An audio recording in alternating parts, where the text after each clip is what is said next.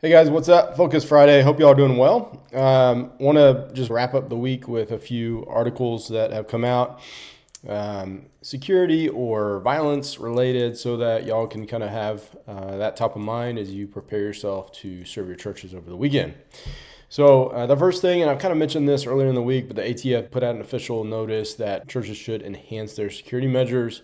This has come in the wake of numerous vandalism and arson attacks against churches, mainly in the Northeast, but they're certainly happening here. I mentioned last week that one of our churches in the Fort Worth Diocese had a statue broken. So it's happening. It has happened, and it's going to continue to happen. So be on the lookout for that.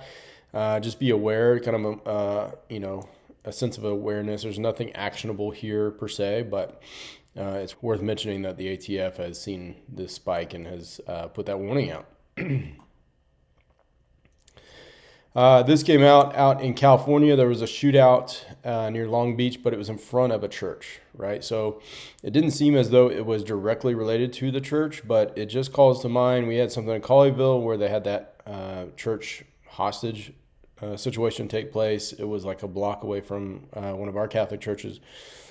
It can happen, right? So even if it doesn't involve your people directly, it could spill over.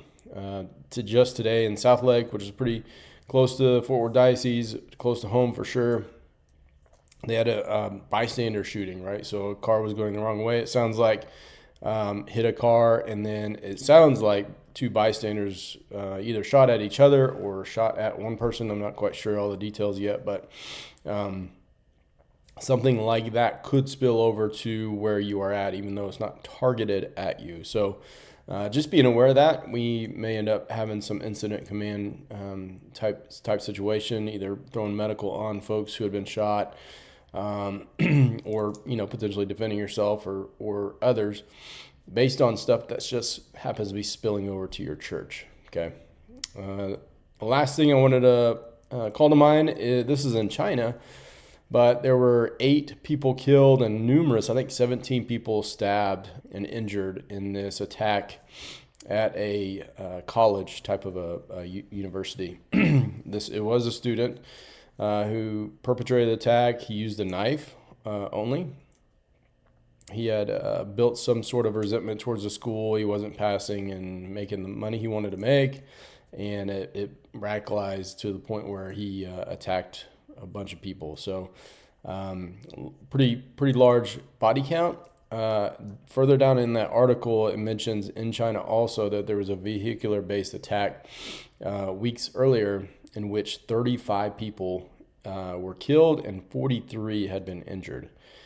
So just imagine that, especially with our outdoor festivals and things like that. It's not always the gun that can be that lethal weapon. A car is extremely fast, and it can take a lot of people really fast, especially in a really congested area. So as you're doing your planning or asked to do planning for security for these events outside, really consider that vehicular attack perspective, not just focus on the gun. So anyways, I thought those few news articles through the week were pretty good to call to mind, just so y'all can kind of get your mind right for the weekend. I thank y'all so much for what you do for your church. Keep it up, and we will be in touch. God bless. Take care.